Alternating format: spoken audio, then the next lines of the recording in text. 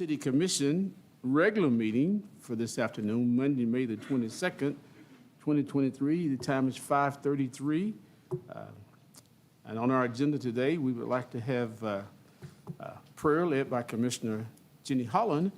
And then we're going to have Pledge of Allegiance to the flag to a current social studies teacher at Danville High School, Mr. Washington from Washington, D.C.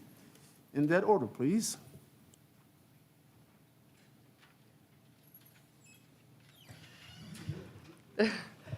We'll go ahead and pray. And this prayer is going to go out to the police officers. Last week, we had a fallen police officer acknowledgement, and it was Police Week, and just want to thank them for their service. So let's pray. Almighty God, watch over the police officers and all those in law enforcement. Protect them from harm in the performance of their duties. Help them keep our streets and homes safe at night and day. And Lord, grant them your unending strength and courage in their daily assignments. Protect these brave men and women and unite them safely with their families after their duty is ended. Amen. Thank you, ma'am. Mr. Washington, come forward.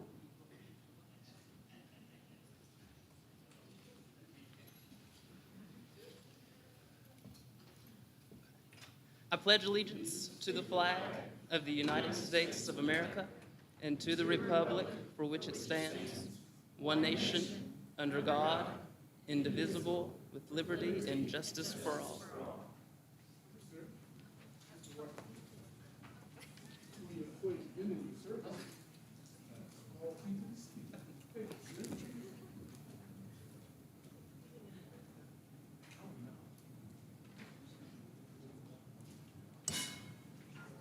You can tell all those Danville High School students you got caught doing your civic responsibility this evening, so thank you, sir. Commissioners, you have had a copy of the agenda. I'd like to get the agenda approved as approved as amended. If you would go down to the current number 19, PDI grant application has been removed from our agenda, and we're going to add a new number, 19A, in reference to our pickleball courts. So I'd like to entertain a motion to accept the agenda as amended. I'll make that motion. Second. Thank you all. All those in favor of approving the amended agenda, say aye. Aye. Those opposed, say nay. The agenda is approved as amended. Thank you all.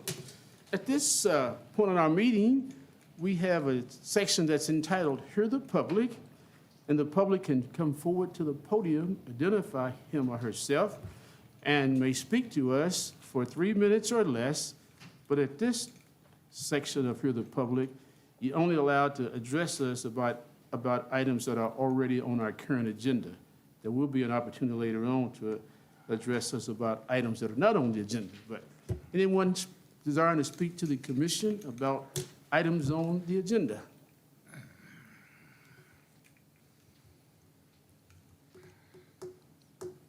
Thank you all. We'll move right along then.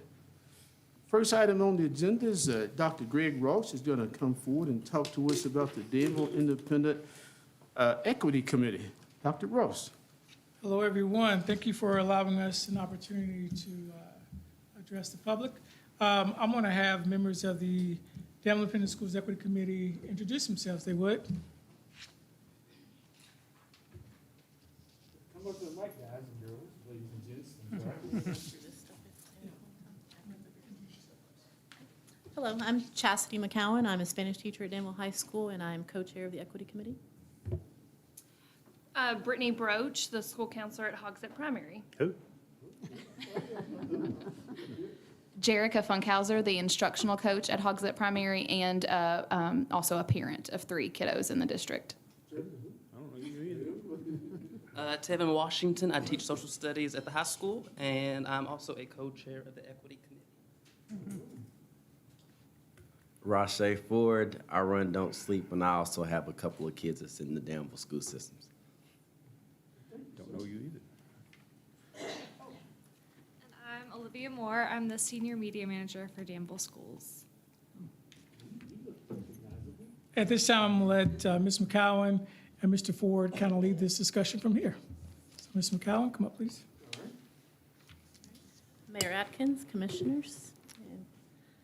The mission of the Danville Independent School District Equity Council is committed to ensuring an equitable learning environment by removing barriers for student achievement, fostering collective accountability and embracing differences, and engaging community stakeholders. We are here today to introduce ourselves as a council and to ask our community stakeholders to work with us to ensure that students in our community can reach their full potential. You've heard the saying, it takes a village. Well, we need the village to step up. Schools are operating with growing child poverty rates, family instability, and less social safety nets. So we have to ensure that our practices and policies are not adding to these inequities. As a school district, we can't solve child poverty and family instability, but our city government and community as a whole can take steps to help. Some of the ways that we have discussed that the city could help us. Kids in our community need resources, activities, and opportunities. There's not much for our students to do outside of school other than working. There aren't any good recreation facilities like what a YMCA would offer, a large enough space to swim, or any fun things for our kids to do. The splash pad and park are great for little kids, but our teens are left out. Outside of playing on a few basketball courts or the skate park, there's nothing affordable for our older kids to participate in. Summer activities when students are out of school are lacking. Could the city partner with the school district to offer activities for our students, especially our older students? And as mayor and city commissioners, you make decisions that affect the entire city, including codes, rules, and regulations necessary for the health, safety, and welfare of the residents of the city. We are asking the city to make sure we are inclusive of all the residents of our city. As part of the city's strategic work plan, it states the need for a we're all in this together mentality. The Danville Schools Equity Council would like to work with the City Council to put this statement into action. Also in the city's strategic plan, there are talks of a pool and expanding the current parks master plan by adding pickleball courts, tennis courts, and horseshoe pits. Have we asked the teens in our community what they need? Have we included the entire community in what we need in order to include everyone? I was born and raised in Danville. I am a Danville graduate, and I've been a teacher at DHS for almost 20 years. I love this community, and I love my school. I want this community to be better for all of its citizens, and I want this community to step up for our schools and our children. I appreciate your all's time today, and I look forward to us working together to make the city of Danville and Danville schools the best they can be. Thank you, ma'am. Hey, how y'all doing? So everybody in here knows me, so I'm just gonna go in and talk about exactly why I decided to come forth and help out as much as possible as I can with this committee. So everybody knows I started off in this community with 2 parents, ended up with none. So I've had to be one of the kids that get dropped off to the side because I didn't play sports. So I didn't do all the extra activities that was done in school. So outside of school, we've never had anything for the kids of the older age to where they can do things unless they play sports or go to church. So I'm wanting to get it to where we can have extra activities for kids, extra academic activities for kids, just things to get kids engaged. But I also want us to be engaged with the kids. I don't want it to just be on the kids. I want us as leaders to do what we need to do to show them what it is to be leaders. And I know we can do it because in this community, I was taught it from leaders. And I've met with you all individually, so I know what kind of leaders you all are. So anything that I can do to help, I want to do. Anything that you all feel like we need to do extra, let me know. I'll do it. But the kids, they need us bad.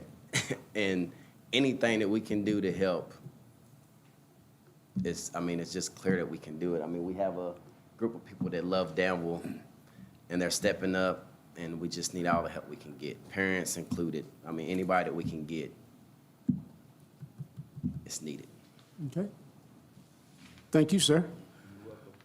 In closing, I just want to also just recognize the importance of this 12 to 18-year-old gap space. A lot of times parents are very intentional when kids are below middle school, whether it be after-school programming, daycare, parks and rec. But with that 12 to 18-year-old gap, that's really an important age group in reference to them choosing what they want to do, guidance around the trajectory of their future, all those different things that are so important. And, you know, splash pads, like they said, is a nice touch, but it's geared towards not even elementary, it's literally geared towards primary kids, you know, to third grade and less. So we really need to think about, you know, just the overall impact. If you cannot afford a Parks and Rec activity, then literally there is not much for you to do here. You know, my son, if we were to stay here, we would be fine because he has a father that's going to provide him and can, you know, have access to some additional opportunities, whether it be through reading, whether it be through travel, whether it be through camps. But all those things cost. They come with an expense. So as a community, we have got to figure out something for all of our kids, but especially that mid-age group. And I just want to thank the Danville Schools Equity Committee. It was their mission and vision. It was already in place when I got there. We have a couple of returning members that have taken the lead, but something really does need to happen. And even as far as, you know, helping these students find their genius or what they're passionate about, there has to be that extension. I know that Mr. Lumen is working with some folks with the city in reference to getting some internship opportunities and things like that. And I know that the Workforce Development Coalition is working on that as well. But it's something that's of the utmost urgency from my perspective. You know, we talk about the fact that we have thousands of jobs that go unfilled. But, you know, if you are a student between that age group and you haven't been pushed or acknowledged or feel represented, even if you do get a degree, are you really going to want to come back? That's the question we got to ask ourselves. Do these students feel seen? Do they feel heard? Do they feel validated in this community? So I'm going to stop there. Do any of you all have anything to say before we move on? So I think it's of the utmost importance.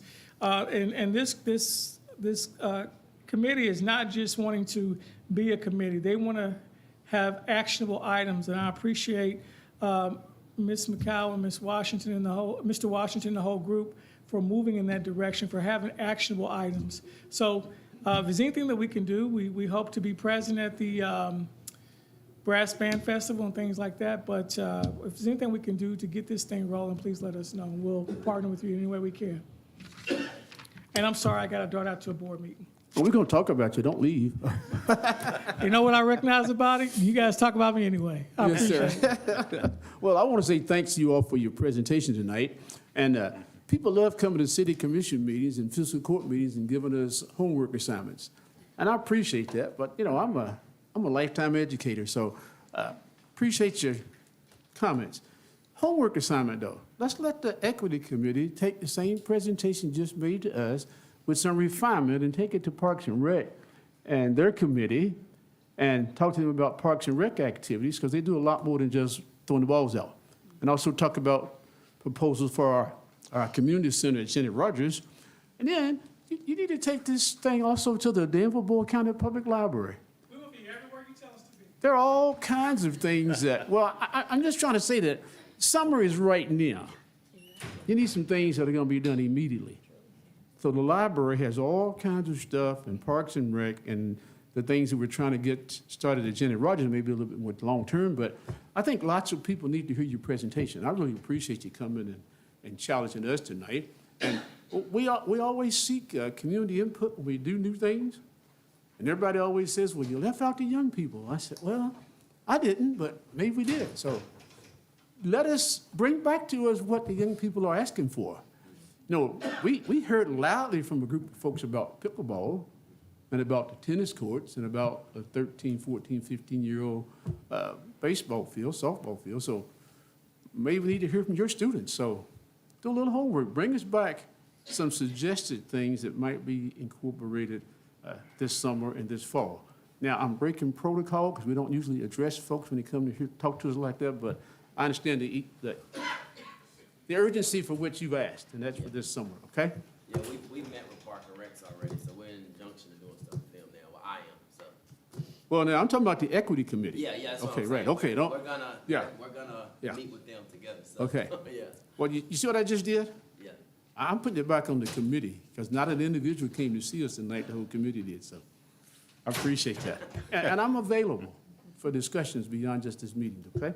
Other commissioners, you all want to say anything? I'm sorry about that, but I just have a passion for what they just asked us. so- Yeah, I think that's great. And I've Okay.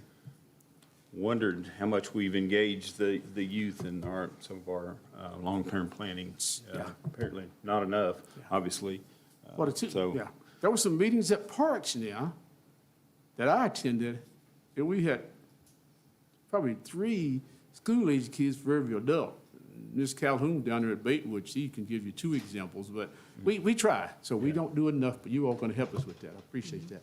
I'm sorry, anyone else wants to speak to the, I'm sorry, let's go on to the next agenda item, I'm sorry. Getting on my soap opera. Item number 2, that's a good topic, though. Item number 2, proclamation for the Historic Preservation Month. Commissioner Suri's gonna read that proclamation to us. It's gonna be accepted by Don Osborne, and then Joni House, you're gonna help us identify all the other preservationists who are here with us tonight, okay? Okay. All right, Rick, you wanna read it? Then we'll take. Yep. Proclamation, Historic Preservation Month. Whereas preservation of Kentucky's historic buildings and sites is a proven economic development tool that creates jobs, attracts investment, revitalizes downtowns and neighborhoods, stimulates heritage tourism, fosters new business development, assists affordable housing, increases property values, and improves the economic climate of communities. And whereas preservation has been established as public policy under the National Historic Preservation Act, which provided the framework for the Kentucky legislature to create the State Historic Preservation Office in late 1966. And amendments to the act in 1980 enabled successful partnerships between federal, state, and local governments. And whereas the Kentucky Heritage Council / State Historic Preservation Office is responsible for the identification, protection, and preservation of archaeological sites and historic and cultural resource throughout the Commonwealth, in partnership with elected officials, community leaders, advocates, nonprofit organizations, and interested citizens. And whereas the City of Danville has been a certified local government for many years in partnership with the Kentucky Heritage Council, National Park Service, and local nonprofit preservation organizations, and has established preservation as a public policy and worked to meet federal, state, and local historic preservation objectives. And whereas historic preservation is relevant for communities across the nation, both urban and rural, and for Americans of all ages, all walks of life, and all ethnic backgrounds, and because of the wealth of Kentucky's historic buildings, sites, structures, and places, it is important that citizens of the Commonwealth recognize and value this heritage. Now, therefore, I, Mayor James Atkins, and the Board of Commissioners of the City of Danville do hereby proclaim May 2023 as Historic Preservation Month.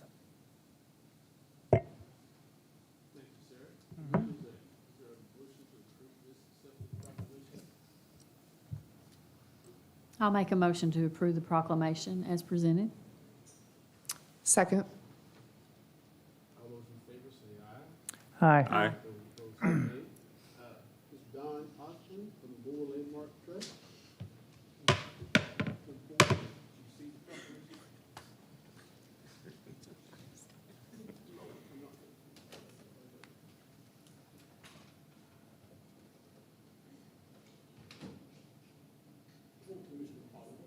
Are we all go? That's just fine, sir. How are you? Then we want you guys to hold up there because we're going to get all the preservationists up here.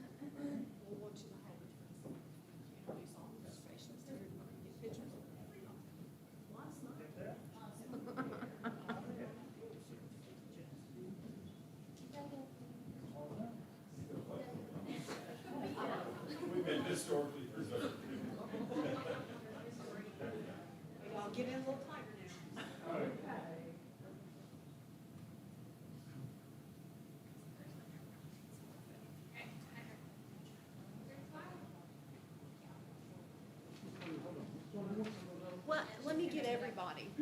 So I wanted to recognize all of the preservation folks that we've got in the room tonight. Just to let you all know, Danville is one of the most historically well-preserved cities in the Commonwealth of Kentucky.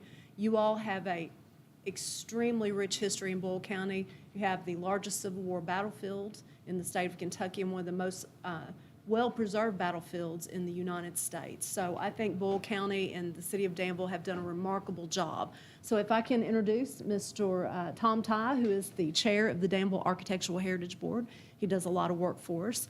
Ms. Dawn Osborne is the chair of the Boyle Landmark Trust, and her board members are here. Wave, everybody, say hi. We also have members of the Daughters of the American Revolution here who do a considerable amount of work and education for our young folks, teaching them about the importance of our republic. Mr. Chad Green is the president of the Friends of Perryville Battlefield, who's also here, who's done, that organization does a tremendous job in working with Perryville to make it one of the best preserved in the country. And I would be remiss without saying Mr. James Hunn is also with us tonight, who spent many a year educating young folks of the importance of the United States colored troops during the American Civil War. So if we could get everybody to take a picture, come on up, folks. Let's get a picture.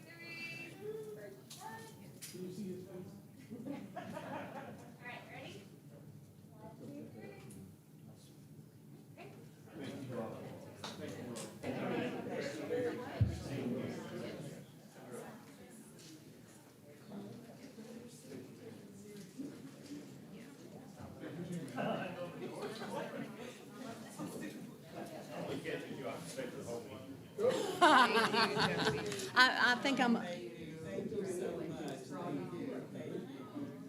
just going to hang out here because I'm up next, too. Thank you, Jeremy, so much.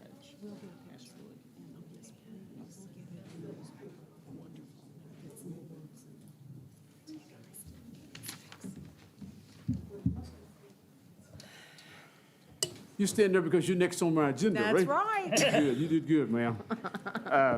I know where I'm supposed to be. The National Registry nomination for the Norton Center of the Arts. Yes, ma'am. The folks with the Norton Center of the Arts and the Kentucky Heritage Council came before the Danville Architectural Heritage Board seeking their recommendation to be eligible for listing in the National Register of Historic Places. The Architectural Review Board has passed on to you that recommendation. The Norton Center has some architecture that is quite outstanding, and it is also associated with Frank Lloyd Wright, who's one of the preeminent architects in the United States. Upon reaching 50 years of age this year, the Norton Center is now eligible for inclusion, and they are seeking to do so. This will help them in a lot of ways. They'll now be eligible to get tax credits on any work that they do there. And even though they're part of a nonprofit, they can sell those tax credits and make a little money to help that along the way. So the Architectural Review Board would like to heartily recommend to you folks that you give that approval. And what we will need from you, Mayor, is a letter saying that you do recommend that. And if there's any public comment, we'd be happy to take that. But I don't think there's probably going to be any public comments, so. Okay. Commissioners, what's your pleasure about doing a letter on behalf of the city? Writing a letter on behalf of the city for Okay. inclusion of Norton Center in the national, what's the official term? National Register of Historic Places. Is there a second? I'll second.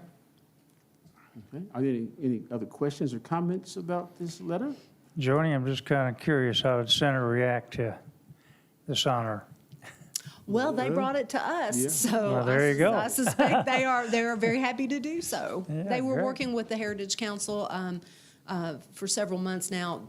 You all do not have the full proposal in front of you. It's about 32 pages long, so I did a synopsis of why it's eligible. There's seven different ways you can be eligible, and they are eligible under the architectural criterion, which is criterion C. So now, if you want the 30 pages, Commissioner Sears, I can get that for you. So, I just didn't hear too much of them. it's Yeah. a lot of check boxes, so. Yes, that's right. Well, it's a great honor to be nominated, so. Absolutely. Any other questions or comments? If not, the chair will call for the question. All those in favor of approving the letter, say aye.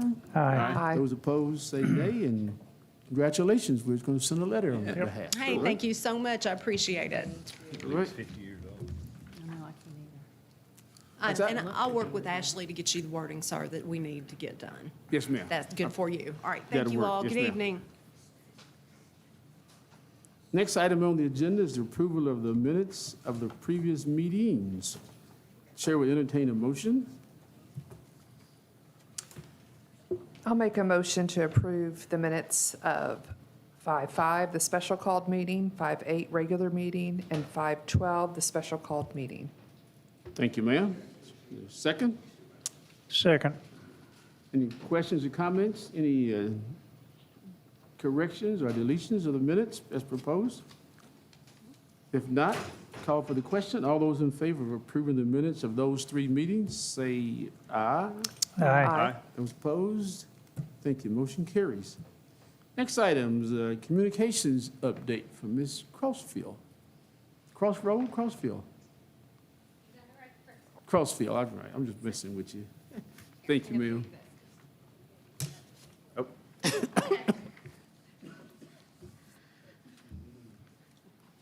Okay, I'll be quick. The Danville KY gift card is going really well. I think we have 29 participating businesses and have heard from a few others that they're interested.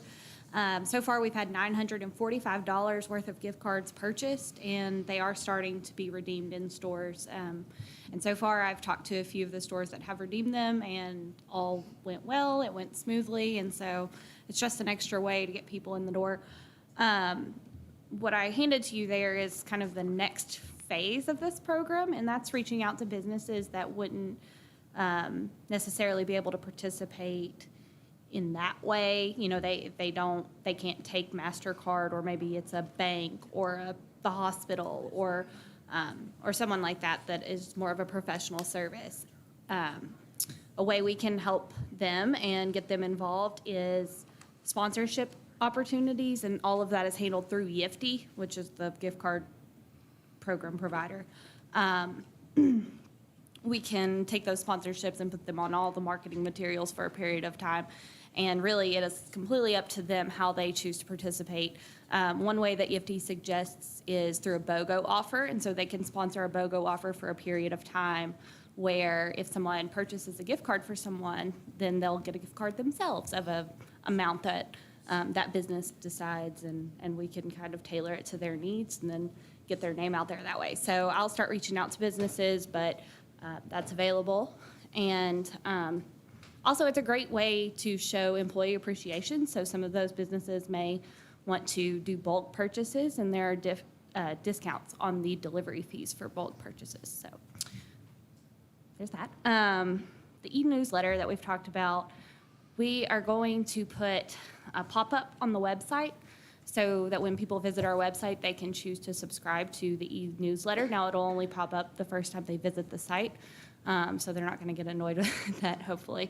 But we're hoping to be able to roll out the e-newsletter in the next month or so, kind of gathering stories and images and just getting a good handle on that and seeing that we have a good number of subscribers before we start that.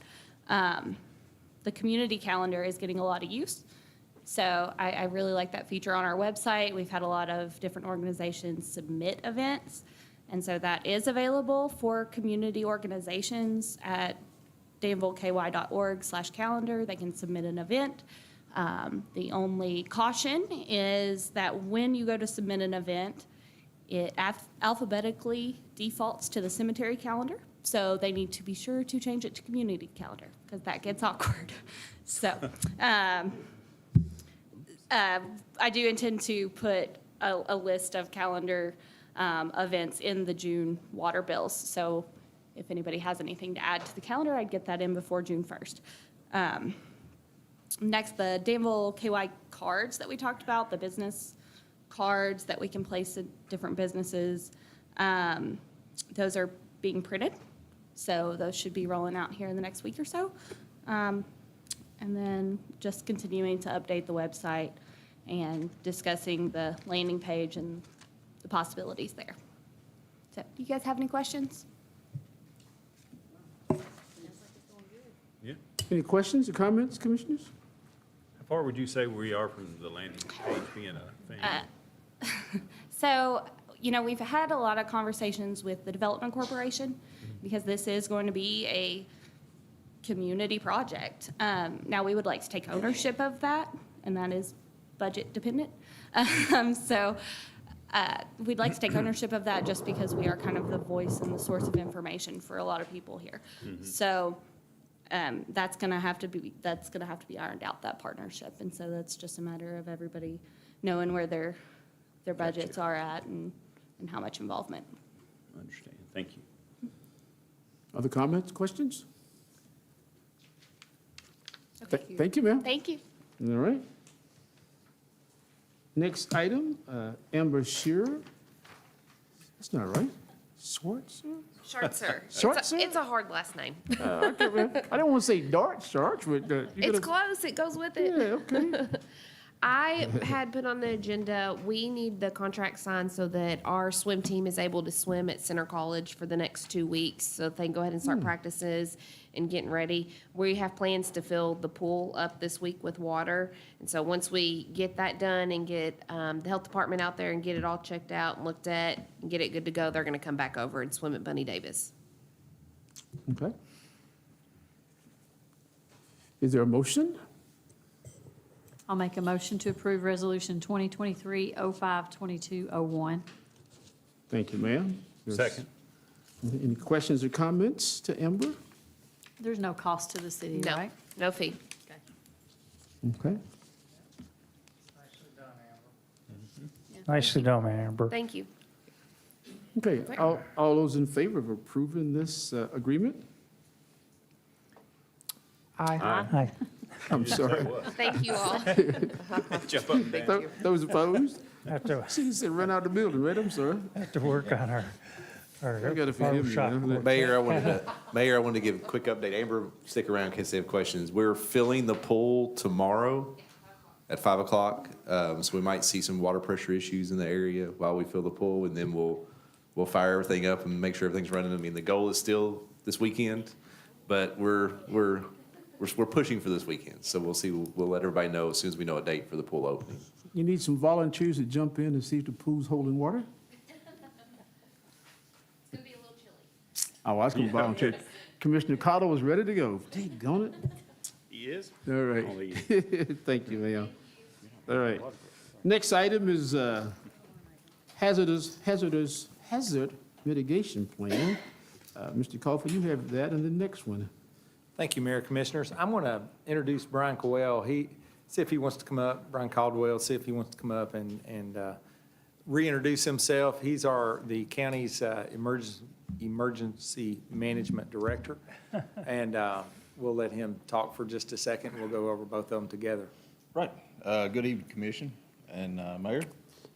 This is some, I don't know if you guys had this packet to read through this. It makes some pretty interesting night reading at times. But it's a collaborative effort between Kentucky Emergency Management and Bluegrass Area Development District. Do it about every 6-7 years. And in a nutshell, it's a mitigation plan that looks back at the history of our weather events. And then from that, they compile mitigating factors and our ability to respond and recover from those events. So a lot of interesting statistics in there. If you're up on that stuff, some people get a lot of enjoyment about going back to 1950 and looking at storm trends. Some people don't, so. But if you guys have any questions at all about that, if you took a look at it, be more than willing to. So it's more or less a best practice, it's sort of. It's a best practice.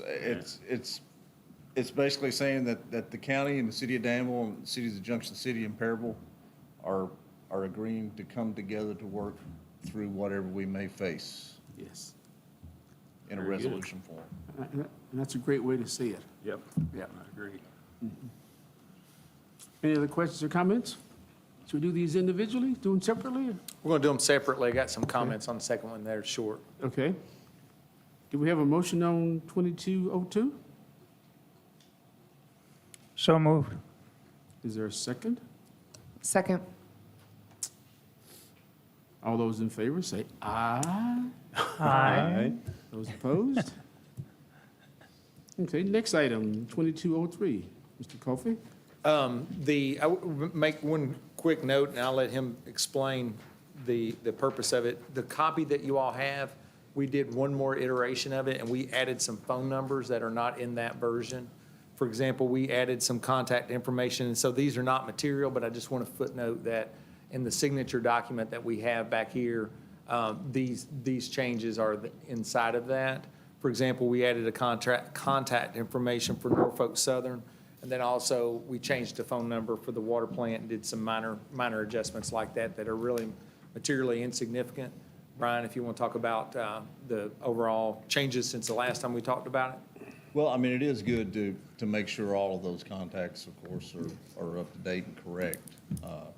You know, we never want to face a tragedy or any kind of event, but there is also always a possibility. So Yes. it's good to have the correct information for everyone, you know, from the top down. So I think we finally, I know we've kind of went back and forth with some different stuff, stuff that need to be tweaked one way or the other. I think we've got it nailed down and got a pretty good emergency operation plan put together.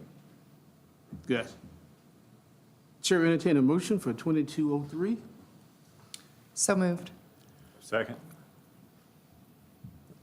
Any other comments or questions? If not, all those in favor say aye. Aye. Aye. Those opposed say nay. All right. Next item Appreciate your is, Yep, thank you. Thank you, Brian. Thanks, Sam. is 2204. And Mr. Coffey, you want to continue? I can. As the project on the bypass, the IRB is proceeding, the land agreements that are being established are being more known to the developer. What you have in front of you is an amendment to the original pilot agreement. And what this does is it permits it provides the structure by which for the developer that payments on his IRB mortgage is made. Originally, it was all to be made by him. Since he will be selling some of the out parcels, the payments will be made to a trust who will then make the payments. And so that it's just as simple as that administrative change in terms of how the money transfers to the debt. Doesn't affect the pilot for the city or the school districts in any way. It's just simple, how the payment is made, and it's made from a trust that he contributes also to. Is that an easy description? That's as distilled as I can bring it down to. And we have a mechanism if, something unforeseen happens and we are owed money at some point. It We would have a be just like. Just like a tax? Just like a tax, it'd be a lien filed against the property. It'd be a breach of an agreement. So it really materially doesn't affect how you would recover your money ultimately. Okay. That's my opinion. Maybe you would have It's more. for the districts, for the entities receiving payments in lieu of taxes, those amounts become immediately due and payable. Right. So those are, that would be the clause, so to speak. So they're accepting, a portion, a fixed rate of the tax base now based on assessments and will for the duration of the project, with an anticipation that the increased land value will increase the tax base upon completion and intervals of the project. Should the project not come to fruition, then the districts are entitled to receive what they would have received if there were no improvements. So it's actually a benefit to the districts because they are saying, we're going to hold steady where we are now without appreciation until the project is completed. But at the end of the day, they're helping to enable a project to come to fruition, which also increases their tax base. So it's a net benefit to the public agencies that are deferring their taxes. They're not foregoing them, they're just deferring a tax on any appreciated amount. And it's one of the rare opportunities, frankly, that a school district, for instance, can participate with local government in economic development. So that's kind of an exciting way to look at it, as another way to form that community partnership, which has taken place in this instance for sure. Yeah, that explains the IRB. I was specifically talking about this particular amendment to the original IRB. And so that was a good regurgitation of that, and to keep us all understanding what action previously happened. No, yeah, you can. Ultimately, it's the development of the infrastructure out there to the west of the Lowe's site. And what it does for the city is it speeds up that possibility of development. Right, ultimately, that's what you're trying to do, is you're trying to shorten the time frame necessary for the developer to have the resources to install the public infrastructure. Lots of times, those properties sit idle, the larger tracts, until such time that you have a big box store, for example, that's able to come in and be your anchor. That enables them to do the public infrastructure side. This approach enables them to do the public infrastructure with just, for example, an out parcel, which that's the side of the Chick-fil-A. And so you can then liquidate a out parcel, and you don't have to wait on your box store to really fund the overall improvements. So it speeds it up, and the public agencies are made whole and kept current. And I think this amendment then just is a purely administrative action that the developer is seeking to make it, give him more options on what he can do with each individual tract. So for someone that wants to purchase it outright, then that purchaser then makes the payment to the trust that's identified in the document, and then the trust makes the debt payments directly. I think the city manager also displayed there the value and benefit of Melanie Crossfield as communications director. When we use words like regurgitation, I would use a summation, perhaps, but when my professional work is a regurgitation, yeah, you know. Yeah, I don't know. And just to review too, for the public, no risk to the city and no risk to the taxpayer, correct? No, ma'am. Okay. Am I just hungry, or did you say Chick-fil-A?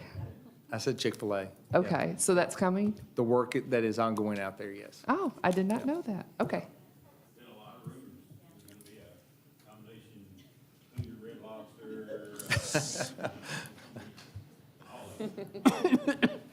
No, it's not there. That's somewhere on, yeah. We ready to carry this motion? All those in favor of passing 05-2204, say yes. We need a first and second, Mayor. Yeah. Oh, do we have a motion yet? I'm sorry. Did he? All right. Move for approval of the resolution. Second. Thank you all for 2305-2204. All those in favor say yes. Aye. Aye. Aye. Those opposed say nay. I'm confusing y'all to death. I'm sorry. And we'll Okay. look forward to our red chicken filleted lobster. Kevin, you got him started. Next item on the agenda is City Manager's report. Thank you, Mayor Commissioners. We have we would like to footnote that we have met with DHB staff, administrative folks, and we've started that conversation. We've also spoken to Ms. Jerry at Planning and Zoning, so we're hoping to have that discussion wrapped up in a recommendation soon. We know that's been on a few of your city managers' updates with future dates on them, but we are actively working on that. Would like to point out this Friday is a budget meeting. We hope to have the full draft budget to present to you to continue that dialogue. The following Friday would be the next return of that. I didn't note that on the calendar, but would like to point that out for the audience. City Hall will be closed Memorial Day as a reminder. Streetscape project, we have discussed with Josh. We need to make sure that we're in a good place for brass band, and so I know that he's working on that with a contractor. I know by that I mean that with as much work in as finished condition as it can get, but at the same time, work in as secure of spot as it could be. So for example, the south side of Main between 3rd and 2nd, we ask for them to avoid breaking ground there, for example. That's so we're working through the brass band planning. Downtown master plan, the building across the street, we watched as the last corner was coming down right before the commission meeting. That's monumental. It's been over there. We've all spent time doing something in the building as staff, and certainly I took a few pictures myself, and that will convert that to a temporary parking lot and continue into the discussions about what to do with the property forthcoming. The budget work is ongoing. Of course, that's consuming a lot of our time. The April budget report's in your packet. We won't reiterate that in that we have taken time to discuss the finances more thoroughly at our budget meetings. And then we're also looking to have a Parks and Rec planning workshop. And what I'm leaning towards there is, and I did not get a chance to talk about this with Josh, so I won't put him on the spot, but we'll try to have a date out for you tomorrow with when we think we can do that. I do have a couple ideas, and like I said, I want to talk to Josh, let him talk to the consultant before we do that. Do y'all have any questions for me? Any questions, comments? Sorry, downtown, the streetscape, it was going to be finished June 1st, so it's not going to be finished. Can you expand on how long you think it will be, or? I think, so we're kind of just working through phases at this point. We have everything ready to go to finish the south side between 2nd and 3rd, and then the section of South 3rd that we're doing. So I think those will be done by the end of July. I think we're gonna break after this. We're gonna break after this week in brass bands next Thursday. So we're gonna finish up the corners at 4th, try to get the pavers put in on the north side between 2nd and 3rd, and then pause next week until after brass band, and then they'll start working on the 2nd to 3rd Street section in South 3rd.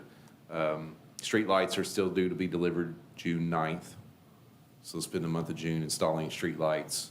And that gets, and then we still have some issues to work out on North 4th, the west side of North 4th, but we're kind of just holding off on it until we get everything else. You gotta kind of just wait until we get everything else completed, so we're not tearing up another section north of the Art Center.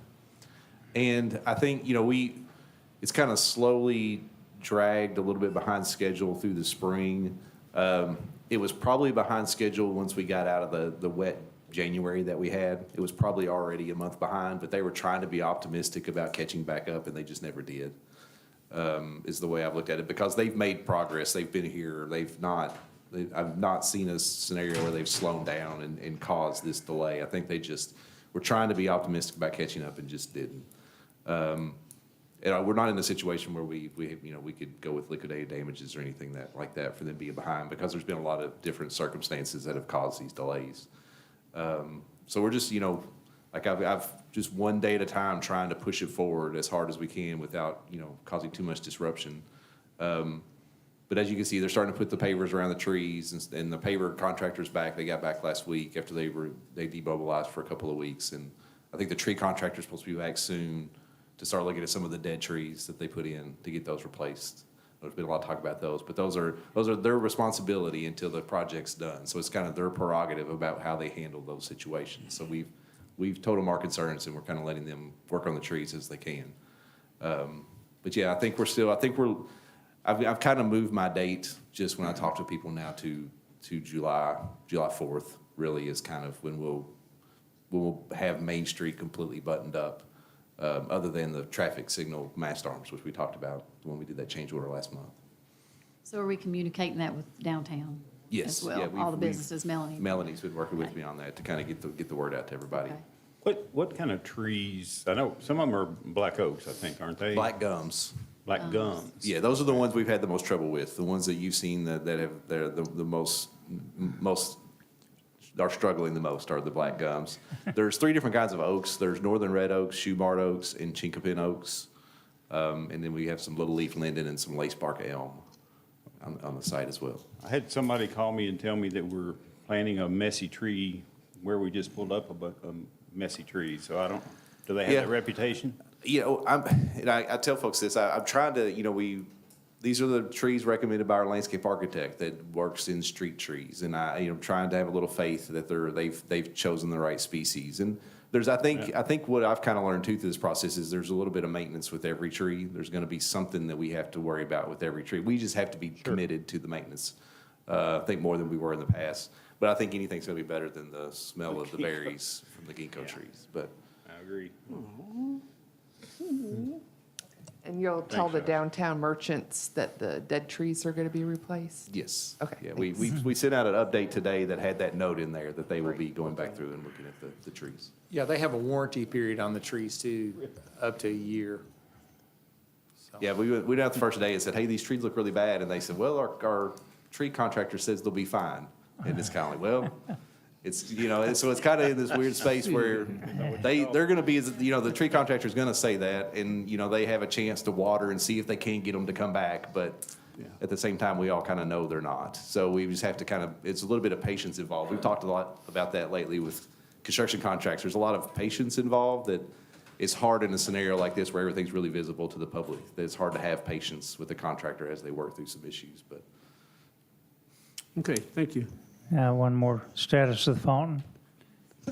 yeah, they're moving on the fountain. I really wish we'd have been able to get it installed before brass band because a month and a half ago we had that goal, and then a couple of the components to the vault didn't come in time for them to be able to pull that off. So they're working on it now. I think middle of July that's completed.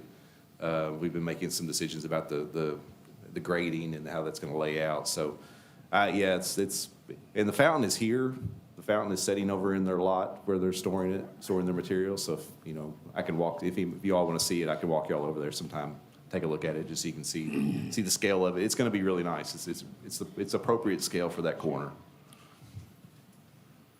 Okay. Thanks, Josh. Anything else? All right, the next item on the agenda is our second Hear the Public, where we allow the public 3 minutes or less to come forth, identify themselves, and present their issues to the commission. Is there anyone wanting to speak to the public at this point? Speak to the commission at this point? Thank you. Commissioner comments, 3 minutes or less. Oh, Commissioner comments.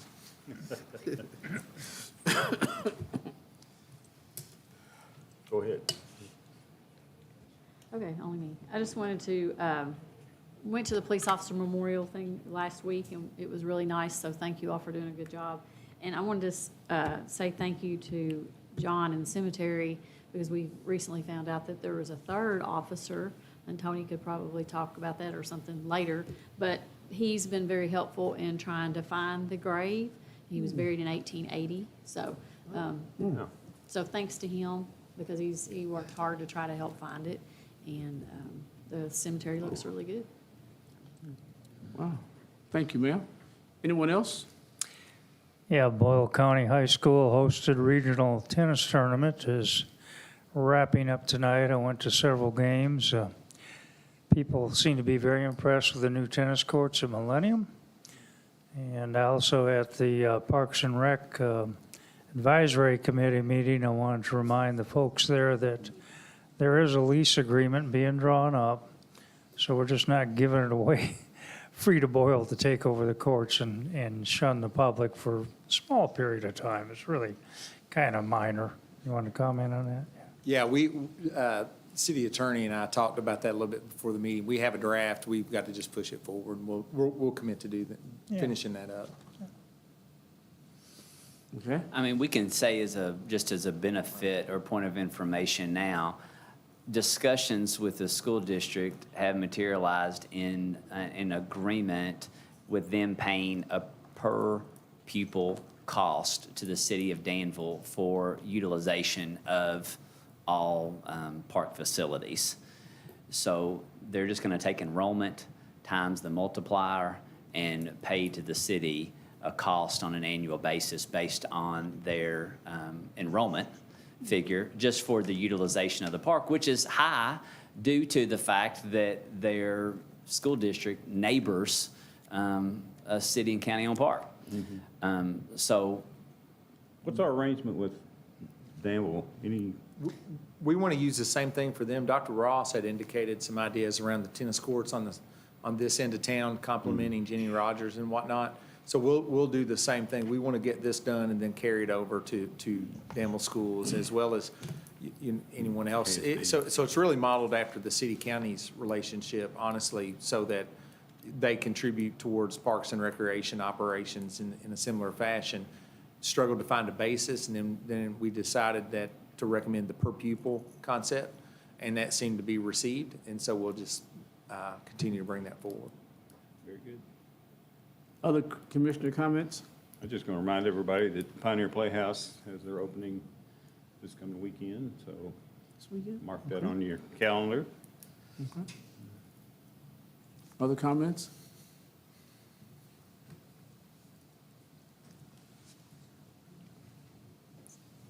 Well, let's move on. I'll save my comments for later.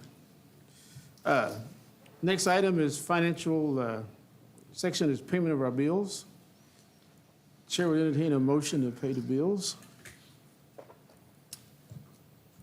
I'll move to approve the bill list in the amount of $585,394.46 as presented. Thank you, ma'am. Is there a second? Second. Any questions, comments? I noticed a lot of good investment over at the pool. And it looks like we painted the pool deck and did all sorts of things. They've been doing a lot of work over there. Lots of work. Necessary, needed work. Yeah, yeah. Is the tarping, is that for Jenny Rogers that's on here for Shepherd's Construction? Was tarping a roof? No, that's for the roof next door, the building that was damaged during the storm. Oh, okay. Yep. That's why I asked that question. That's all right. And I saw a bill for a memorial tree plate. Is that for the COVID one or something different? No, we have that program through Parks and Rec, and this was I think that might be related to the Memorial Plaza that we're building next door. Okay, thank you. Okay. Other Thank you questions? for that, Lee. The other one was Lusk Mechanical. Is that, it said a unit replacement? I'm assuming. I closed my bill list. What page number is it on? There aren't even page numbers. I'm sorry. What's the invoice number? It's like $8,000 for, it just says unit replacement, EOM unit replacement. Well, She's getting to it. if you had asked me earlier, I probably would have told you immediately, but let me look really quick. 4 pages from the back at the very top.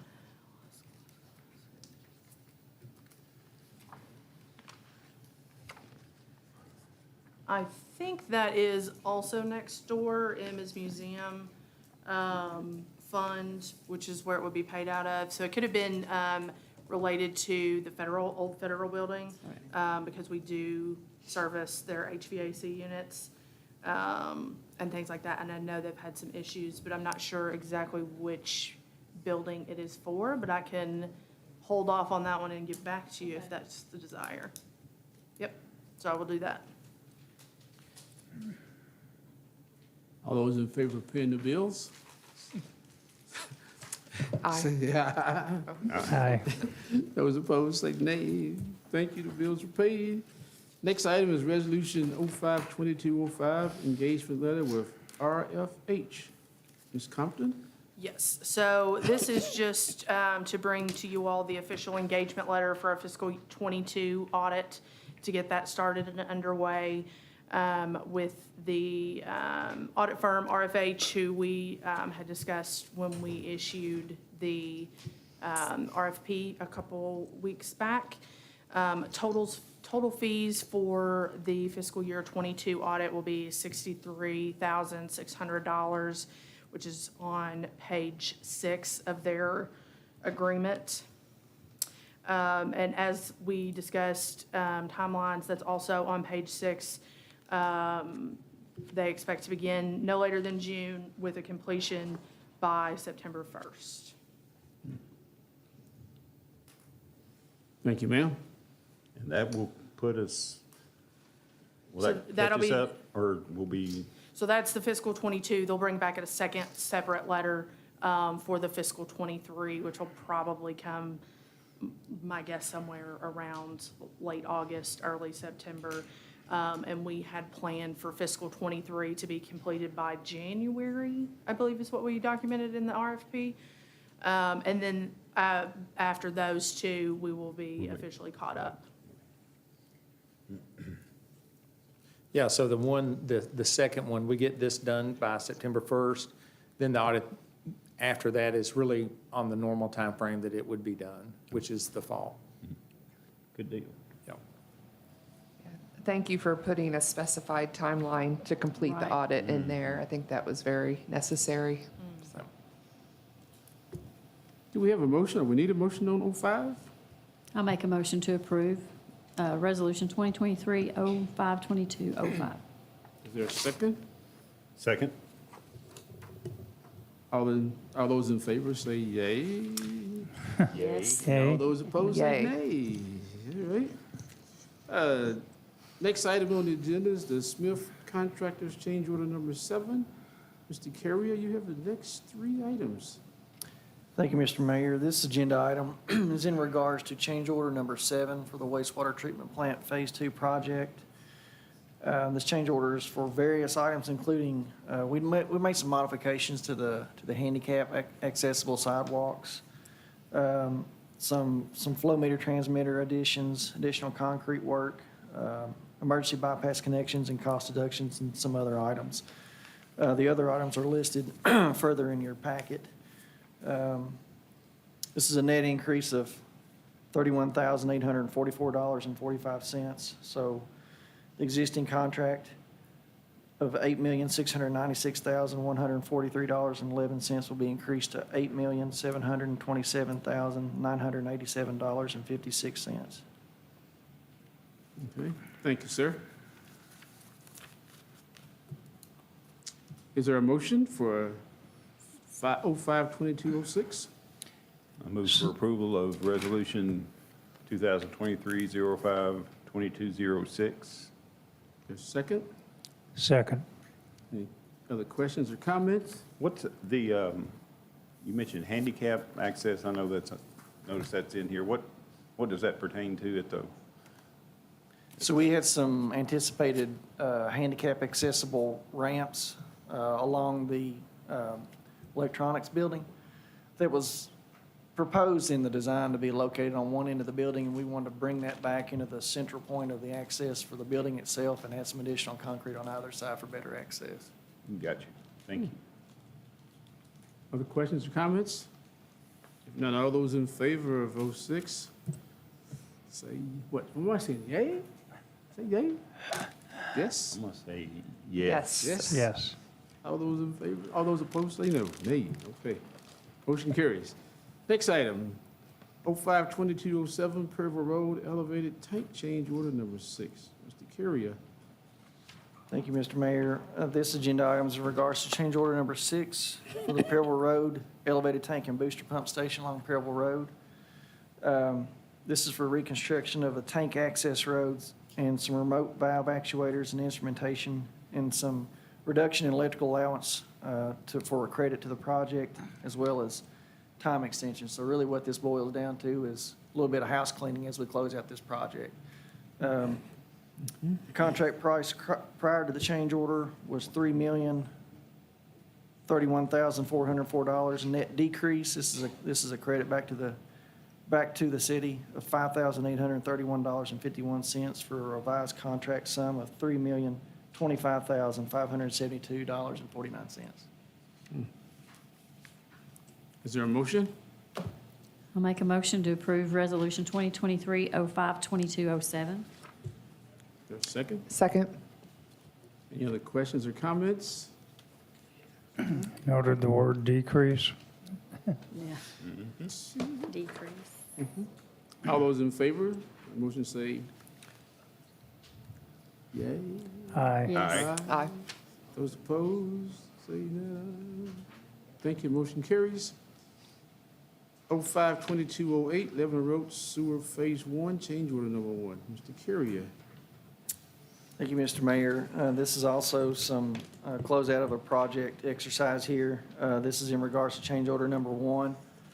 This is the only change order we've had so far on the project, which says a lot about the work that was done by the contractor. For the Lebanon Road Clarks Run Phase 1 sanitary sewer project that's been recently completed.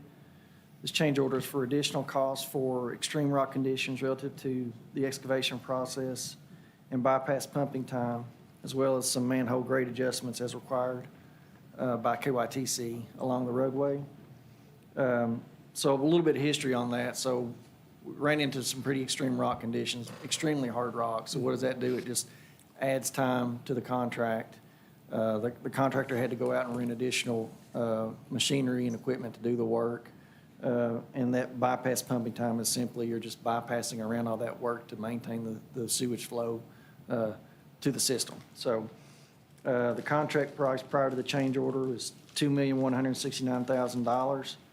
Net increase of $119,690.00 for a revised contract sum of $2,288,690. One quick comment on that. You would consider, normally, we did consider rock on the project. But this is unforeseen rock in terms of the hardness of it. Typically, a contractor would drill and shoot it on a highway job, for example, but this was laying adjacent to gas, water, and also our other sewer line. And so hoe ramming was really the only reasonable technique that could be used to preserve the other utilities that was in the area. Where's this at? Area exactly? Lebanon Road, west of the bypass towards Corporate Drive. That work along Lebanon Road on the south side. Okay. Is there a motion for 5-2208? I'll make a motion. Sorry. And I'll second. Any other questions or comments? If not, chair calls for the question. All those in favor say yes. Aye. Aye. Those opposed? Next item, item 16. Yes, thank you all. The 2023 round of Land and Water Conservation Fund grants applications are due at the end of the month. So we're bringing forward a request to apply for the Performance Pavilion at Millennium Park that was shown in the master planning work that Mayor Becker did last year for the fairgrounds expansion in Millennium Park area up towards the fairgrounds boundary. This is something Kendall, Clinton, and I have been talking about probably since the winter time. I think we started discussing this as potential application here. So it's a Land and Water grants are a 50-50 grant, so we'll have to match the funding provided to us, and the maximum amount that you can request is $250,000. So we are requesting that we apply for the full amount, $250,000, with a $250,000 match. I'm still waiting on a detailed budget breakdown from our consultant.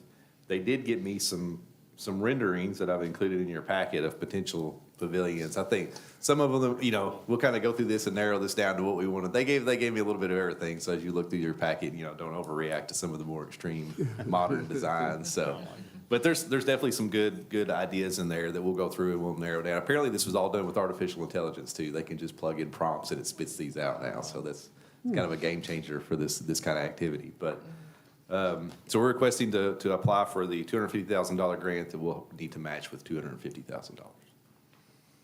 Thank you, sir. Is there a motion? I'll move to approve Resolution 2023-052209.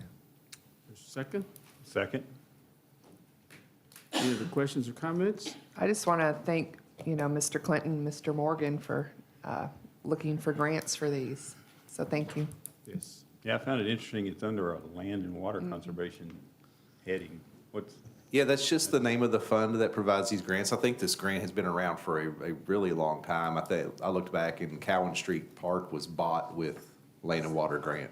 oh, is that right? So it's, it's at least to that point. One curious thing about land and water grants, when you use them to improve a park, that park has to stay a park in perpetuity. That's one of the requirements of the grant. So that, that's some of the, we've used land and water for a lot of our projects in town, so that's why a lot of our city parks have to remain parks forever because of land and water money was used towards that. Interesting. Let's create a motion. All those in favor? Aye. Those opposed? Next item is spring 2023 paving list. Yes, I included in your packet a list of 11 streets, and I'll run through those real quick. We had Candlewood, Factory, Adams, Mohawk, McKinley, Monroe, Patrician Place, Hayden, Silliman, Cross Hill, and Belinda. And the part of Belinda we're going to do is just the intersection up by the bypass. We kind of were going back and forth with KYTC, who took care of that section, and it's in pretty rough shape, but they've kind of said that we're responsible for it, so we're going to go ahead and add it to the list too. I submitted this list to you all with a optimistic budget of $150,000, and I got the price from the Allen Company on Friday, and I've had that added to your packet. The total for all those streets is actually $255,000. We're up to now $121.30 a ton as our state price contract for paving.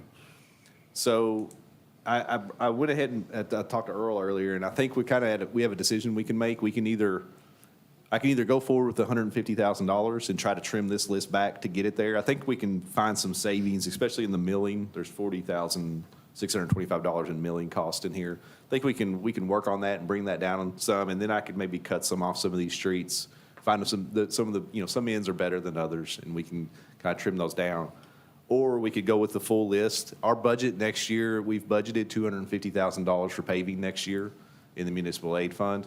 So this would pretty much eat up our next year's budget for paving if we do the full list. Like I was telling Earl, I had to narrow the list down from about twice of this to here just to get it to a reasonable point. We have a lot of streets that need paved. So, unless there's a reason to wait and look into the future and save that $100,000, I would recommend we go ahead and proceed with the full list and go ahead and use up our funding. But I wanted to kind of put that in your all's court to see. We will have to amend the resolution. Am I correct, Stephen? We'll have to amend the resolution for the full amount. It's $255,042.60 would be the maximum. So I would use that as a not to exceed. The roads we don't attend to, or if we decide not to, they're not going to get any better. We're going to have to do it sooner or later. And then They'll be on the list in the spring, yes. They just keep compounding on each other. And the price may go up. Right. That's the price is consistently getting raised every few months. We get a letter from them saying the state price contract has increased. So as longer we wait, the higher the less we'll be able to do with our money. And I always forget, is this the state money we get from the gas tax? Yes, we use our gas tax money to do this paving. We get approximately $350,000 to $360,000 a year from our gas tax money at this point. I've been budgeting $250 because we've been stockpiling a little bit for some capital projects upcoming if we do the Church Street extension or the Fox Harbor extension. So we have a little bit in the reserves, in the fund. It's probably a better way to say it, in the fund, that we could spend down a little bit. So this is not an unreasonable amount of money to spend on our paving list for the year. This is very reasonable. Yeah. I know my constituents, this is probably one of the most important things to them. Yeah. Now, Belinda, is that where the corner drops off real bad, turning into where Goodwill Well, and Applebee's is? So, yes, and one of the things, we might add a little rock in there, but I think one of the problems we're having is that the road is in such bad shape that the cars that are coming out of Belinda are moving a little bit to the left, and it's forcing cars to turn in earlier, and they're dropping off. So one of the things we're gonna do after we repave this, we're gonna restripe the entrance. Okay, that'd so that be good. everybody fits in their spots, and there's plenty of room for people to make that right-hand turn. And that way, they're maybe not dropping off that corner's back, because we keep adding rock, and they keep dropping further off the corner. The same situation we have at the 5-Star down across from Lowe's, we have a similar situation there. The more rock we add, it feels like the more they keep inching off of it. So we're gonna try to do some striping there to maybe help with that problem. I'm surprised it's our duty and the state doesn't do that part. Yeah, they coming kind of right drew a off the line there and state said road.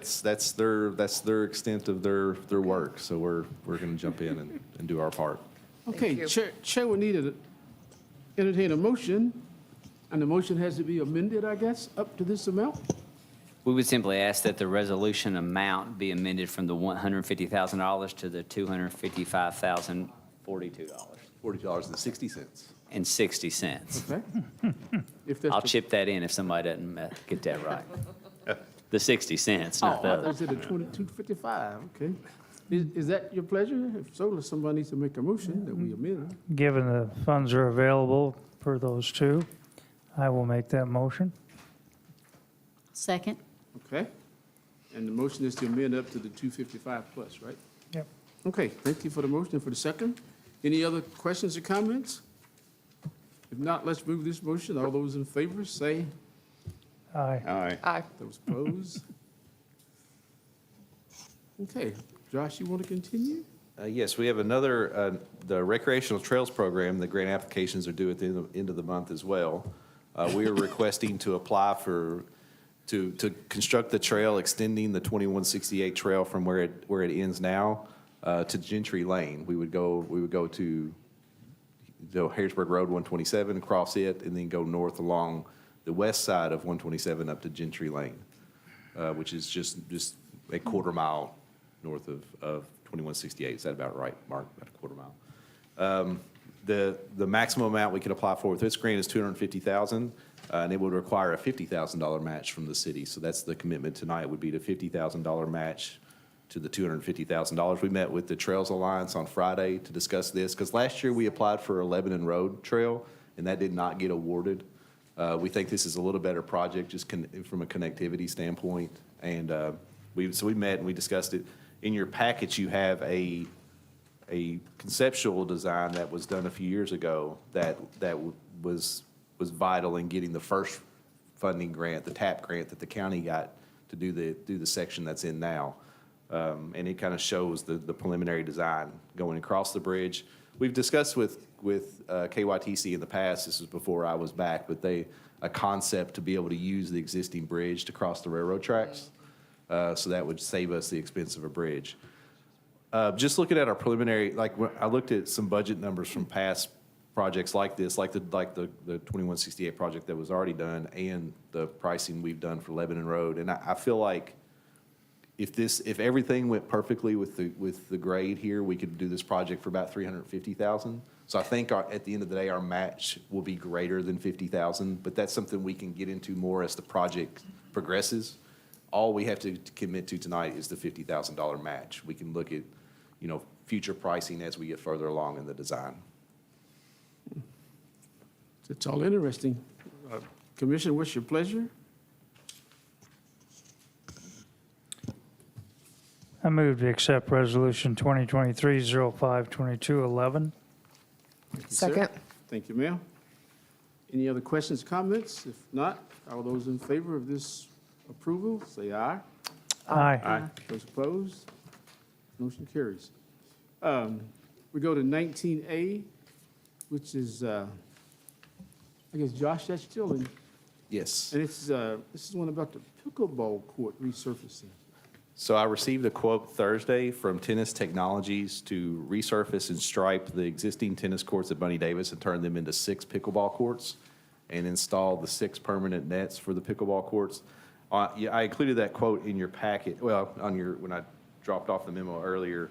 They actually included fencing as well. We're going to do that in-house because we're going to do some other fencing repairs around Bunny Davis while we're at it. So I've got maintenance staff working on that, and we're going to go ahead and get that done before they come to do the surfacing. But the total cost for the resurfacing, striping, and nets is $27,537. We're going to proceed with that as a sole source procurement just because they're the only company we can find in Kentucky that does this kind of work. So it would be difficult to get another quote for the work. So we're requesting the approval to proceed with the expenditure of $27,537. Did they give you a suggested time frame for this work? No, I haven't had a chance to discuss that with them, but we've hinted around, we'd like to get this done as soon as possible. And they indicated that they're through this area very often, so they would just put it on their calendar the first time they kind of came through to be able to take care of it. And as we saw at the tennis courts, once they get mobilized on something like this, it doesn't take them very long to complete the work. Yeah, did a good job, too. Commission, is there a motion for approval or denial of 1980? I move that we approve the quote as presented for change the tennis courts into pickleball courts. And we were going to call this 2023-05-02 and give it the number 12. Is that right? Is that right? Okay. Sounds good. All right. Is there a second? Second. Thank you. Any other questions or comments? If not, all those in favor say aye. Aye. Those opposed, motion carries. I personally think it was a good deal, so Yeah. I'm past your request, sorry, Mayor, but we had some other quotes or had some other information from other communities that started this project at a lot more money than this, so this is good. Good price. Good. And I would just ask again for the record, since it is being hedged as a sole source provider, that for the city clerk to adequately reflect the comments of the city engineer to attest to that, please. Thank you. Thank you, sir. Next item is first reading of ordinance number 2011, Kentucky Lockbox Ordinance, and Chief Simpson. Sure, I'll take lead on that for a minute and then let the chief answer some questions. You have seen a draft that the chief presented to you maybe a couple of meetings ago, and we asked that we just put it in the incorporated format that you are used to seeing. And so before you is ordinance number 2011. It is a first reading, amending the City of Danville, Kentucky Code of Ordinances, Chapter 6, Fire Prevention and Protection, Article 2, Standards of Safety, to add a new section titled Key Box Requirement. And the intention of the ordinance is to require that all new commercial and industrial structures built after July 1 of 2023 and any additions to existing structures that exceed $5,000 in cost to have a key box that can facilitate fire prevention, and it could also include codes for access gates if the fire department cannot gain access to the structure and they have a sprinkler system, I think was the other qualification. And anytime there's any rekeying of a structure, it would be required for simultaneous new keys to be placed in this lockbox, as well as any changes in gate codes and things of that nature. The manufacturer of the key box needs to be approved at the time of building plans are submitted, and to be a manufacturer that is approved by the fire chief or his designee. And no changes can be made to that lockbox without the written approval of the fire chief after that time period. And the building owner or occupant does incur all the costs associated with the lockbox. And then last, failure to adhere to the provisions of the section are subject to civil penalties based upon the previously approved fine schedule. Chief, I think that's in summary of where it is. Feel free to add anything else, but that's my synopsis. Pretty good. Very well said. How much do they cost? I'm They're just around curious. $400 for a commercial Knox box, or key Okay. box. So, but it's a Not very vital prohibited, piece of then. equipment for us. To have access to that structure at 3 Yeah. o'clock in the morning or Oh, yeah. sometimes. So it's a very good piece of equipment. And most folks willingly do this, don't they? Yeah, we have over 100 already in the Yeah. city, so It's a program been going on for at least 10 years, 15 years maybe. So it's something we already had in place. We didn't have any wording of an ordinance, so. An insurance man comes around, right? Okay, great. Chair would like to entertain a motion to approve this ordinance. Actually, I have to read it first. Oh, I'm sorry, first reading? I have read it already, sir. Yeah. Oh, Thank good you. enough. I'll make a motion to approve the first reading of ordinance 2011. Is there a second? Second. All right, then there's a roll call vote necessary, right? Commissioner Caudle? Yes. Commissioner Peak? Yes. Mayor Atkins? Yes, ma'am. Commissioner Holland? Yes. Commissioner Sayers? Yes. Is this, Ashley does a better job. the than you citizens, do. can they do that also? I don't Still doubt or that. not? Okay, Commissioner Is Peak has a that- question? Yeah, I go just ahead. had a question. Can the citizens also do that? Yeah, That there was- is a residential key box program, so. they Already? can- Yes. Okay. We have probably 7 or 8 in the city limits, so someone that is interested in that, they can call 859-238-1211 and get some information for it. And that's dealing with someone that may have a medical issue, can't get to the door. or Right. Yeah. Instead of breaking the door down, we use a key to get in, so. What was the number you quoted? 859-238-1211. The number of boxes already, residential boxes. Residential, probably 6 or 7. Oh, okay. So, and that's something we just started in the last 5 years, residential boxes. Great question. I didn't know that. Thank you, good question. So this would just be a requirement, a mandated rule for any industrial or commercial structure. yes. Right. That would be a voluntary. Yeah, it's completely program. voluntary. Yeah. Yeah. Got that. Still pretty neat, though, for my age. Thank you all. Thank you, Thank sir. you. And thank you for your attendance at this afternoon's meeting, too, Chief. Okay, there is No, there's not. a need for, For personnel.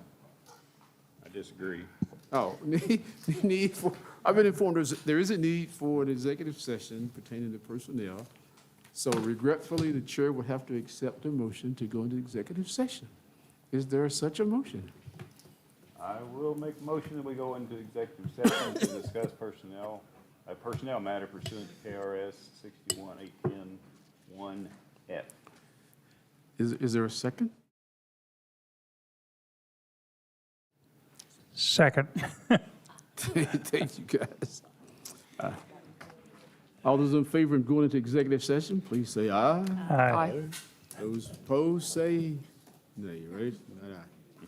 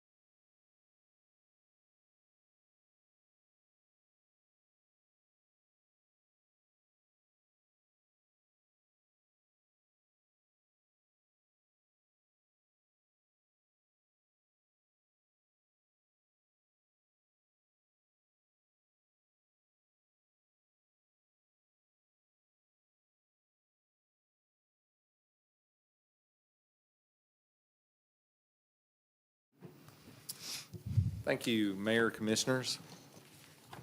Staff is recommending the hiring of John Crow to the position of wastewater operator Class 3. Glad to have him. Is that a motion? That is a motion. Is there a I second? approve. Second. All those in favor? Aye. Aye. Those opposed say what? I couldn't figure out what to say tonight. Nay. Banana? Move along, okay. Chair, entertain a motion to adjourn? Oh, did we carry that motion? We did carry? All right. Okay. Chair, entertain a motion to adjourn? I move that we adjourn. Second. All those in favor? Aye. Go. All right, thank you all.